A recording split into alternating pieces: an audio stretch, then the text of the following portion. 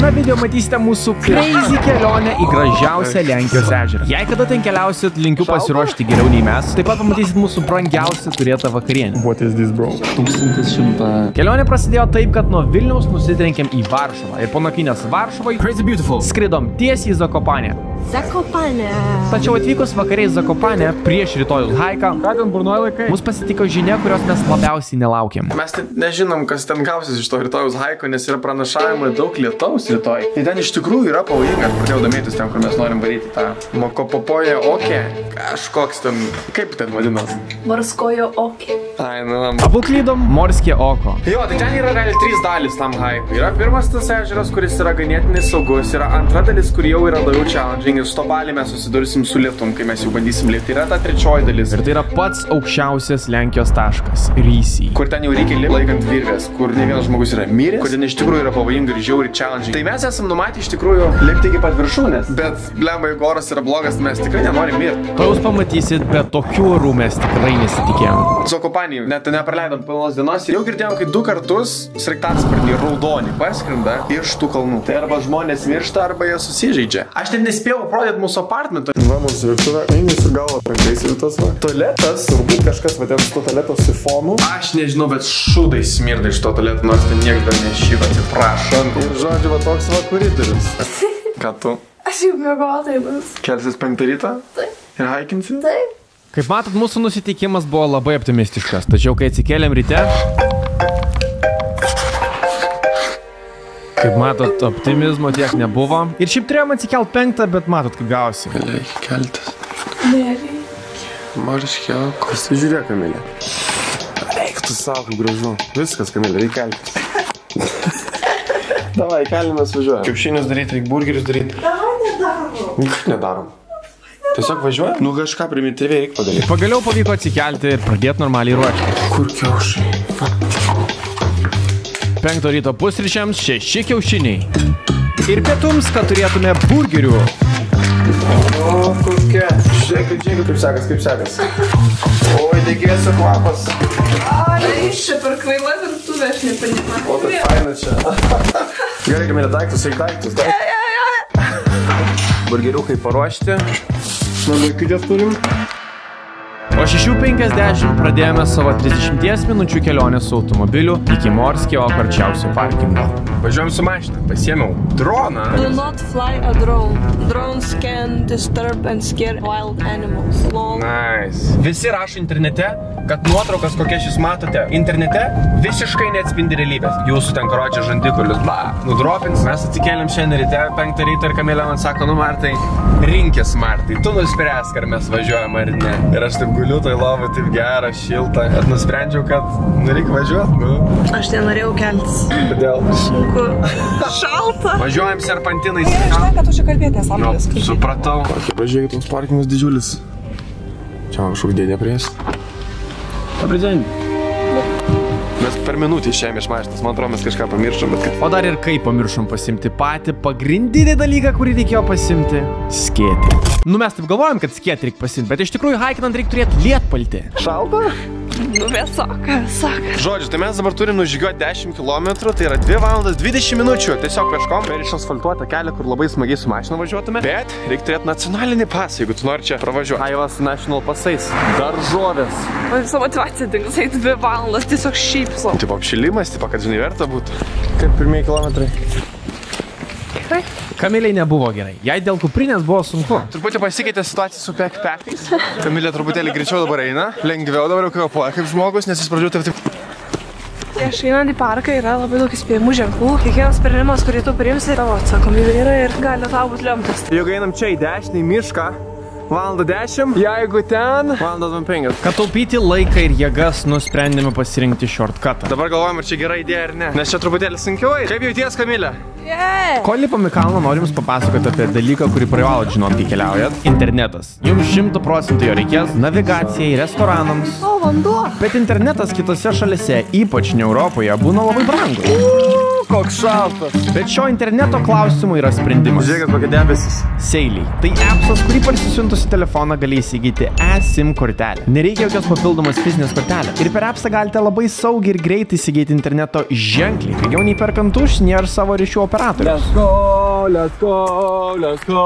Tai parsisiųskite appsą ir kai keliausite ir pirksite internetą, panaudokit mano papildomą kodą, kad gautumėte 15% nuolaidą. Martas 15. Linkas su akcija yra video prašymai. Aš pastebėjau, kuo mažesnį žingsnį imi, to mažiau jaučias, kad lipi. Jeigu ten va tokiais eini, tai labai jaučiasi žarto kojas. Pasidarė nuotraukų, nes vaizdas yra out of this world. Hi guys. Hello. You're vlogging too, I see? For fun. Ah, okay, we're doing for fun too. Where are you guys from? Lithuania. Oh, Lithuania. Yeah. Are you guys planning to go high? We will try as high as we can. Ah, Are okay. you guys too? Yeah, we saw that you can go to the top, but it's like it's dangerous. Like, Yeah. Oh, yes. and the weather dictates a lot of stuff. Yeah. And today we saw that it's supposed to rain in like 3 or 4 hours. Yes. Yeah. So. All the best, guys. Yeah. See you on the way. Yeah. Hopefully. Guys, I didn't ask where are you from? Singapore. Oh wow. Okay. Long journey. Very long journey. Crazy. Just to hike. Yeah. Čia iš to beviltiškumo visi juokia. Nu jo, crazy. Bet iš tikrųjų, žmonės atskrido iš taip toli, tiesiog kad pahaikinti. Mums liko labai nedaug iki ežero. Pasiruošus? Hey, good. Yeah. Va. Negalima maus. Ne. Spėk, kokia bauda, jeigu pasimaudu šiame ežere. Tai 200. 5000 eurų. Kodėl? Nacionalinis, žinai, gamtos rezervas. Fucking crazy, hebra. Prie pat ežero stovi toksai namas, kuriame nusprendėm pasistiprinti prieš judinti savo haiką. Tu iškepus čia nesauginė? Kadangi sumuštinis buvo šaltas, tai buvo įdomus. Karoči, lyja. Neblogai. Skėtį pamiršę. Maladėts mes. Gerai pasistiprinom ir štai prasidėjo mūsų didysis haikas. O, mes haikinam, Kamilė! Morskielko! Kaip matot, su orais mums nelabai pasisekė. Kokie vaizdai, Kamilė? Nori 5 štukės padarom baudą. Žmonių tai blemba nėra. Kur matėm Google fotkės, kai turistų čia prišikdant kiekvieno kampo. Kvailai mes nepasėjom nei skėčių, nei waterproof kelnes, nei ką. Va, mano waterproof maišos kamera. Nu va, už manęs yra pirmo ežero pabaiga. Čest. Lietuva! Oi! Ir nors ir oras buvo tokia lyg depresija, manęs tai kažkaip nepaveikė. Mes stiprus vyrai. Tai šioj daly lipti į viršų jau kojytėms truputėlį pradėjo jaustis. Nu ką, va, paskutinis užlipimas ir turėtų būti antras. Pirmas ežeriukas ir welcome antras ežeriukas. Nu va, ir dabar va ten, kur eina japonai, su kuriais sveikinomės pradžioje, iki pat viršūnės bandys lipti. O tai yra, va, man atrodo, va ten. Aš ten neįsivaizduoju kaip, bet mes irgi bandysime į paskui juos. Are you ready, Kamilė? Judam toliau. Nors ir buvo toks stiprus vėjas, mes nusprendėme eiti toliau. Bet būtent nuo šios audros mes sustojom ir pagalvojom... Sorry, guys. I'm out. We're gonna go back too. Yeah, this is crazy. Kaip žaudruoja kosmosas. Respect the nature. Eik, tu savo. Nusikelnė. Kad apsisukti ir eiti atgal, manau, buvo pats geriausias sprendimas. Mano treningai ir Kamilės timpos buvo kiaurai šlapios. Ir kai pūtė vėjas, blemba, buvo šalta. Plius, ko mes net nežinojom, kad tas lipimas į pačią viršūnę būtų mums užtrukęs 3 valandas, kur dar viskas šalčiau ir pavojingiau. Mes prasilenkėm vieną bičiuką, vat kuris tokiu metu, sako, jo, aš varau viršų, tipo, ir žvengėsi. Vienas. Oh my god. Nu, nežinau. Eik tu savo. Aš labai dažnai mėgstu sakyti šitą posakį, kad kai lipi į kalną, reikia atsisukti ir pažiūrėti atgal, kad vertinti, kiek užlipai. Tai yra, kad gyvenime irgi, kai mes stengiamės dirbam, reikia atsisukti ir vertinti, kad mes iš tikrųjų esam kažkiek nuėję, kažkiek toli nuėję, kažką pasiekę. Ir va, pagaliau galiu užlipęs į kalną, atsisukti ir įvertinti, kiek mes įlipom per tai. Lipimas į apačią nebuvo pats lengviausias dalykas. Tarp kitko, žmonės, kurie lipa į Everestą, dažniausiai miršta lipant į apačią. Ypač, kai yra slidu. Kojas drep, matai? Matosi? Jo, kodėl? Aš nežinau, jis sako, nu geras, kiaurai šlapi. Slidu tai jo papa.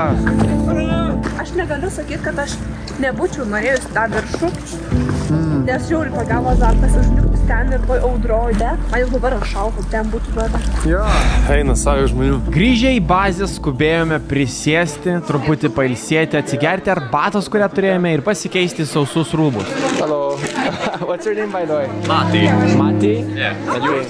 Martas. Kamilė. Mati from Hungary. We do sometimes we vlog sometimes, like do YouTube on the side.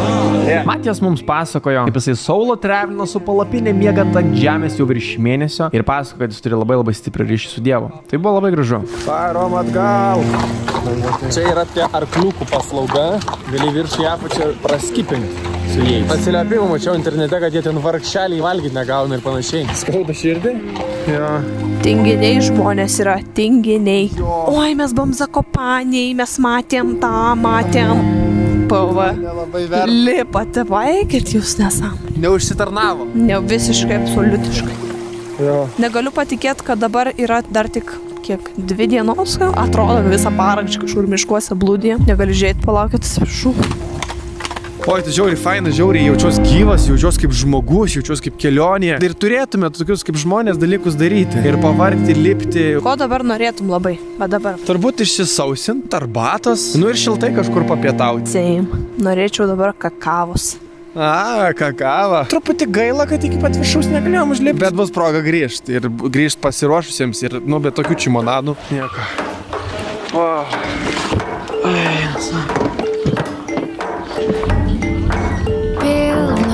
Taurės širdims tuščioms svetimoms vienatvės šilumos raipsta akys nuo to, ką mačiau, o matau, kas vakar taip pat.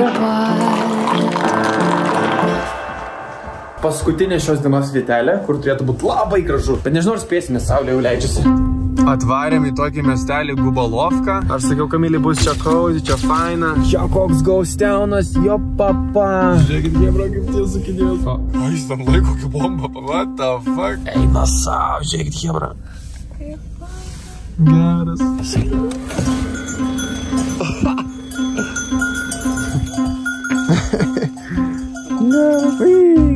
Ai, kaip bėga, matei? Užpakalius spardo. Jūs nemato, kuris bėga, jūs bėga. Eik tu savo. Kaip tau Gubalovka tokia? Aš čia greičiau. Labai norėjom valgyti, tai atsidariau Google Mapsus ir radau tokį restoraną su 4,7 vertinimu. Atvykome į tokį kažkokį restoraną.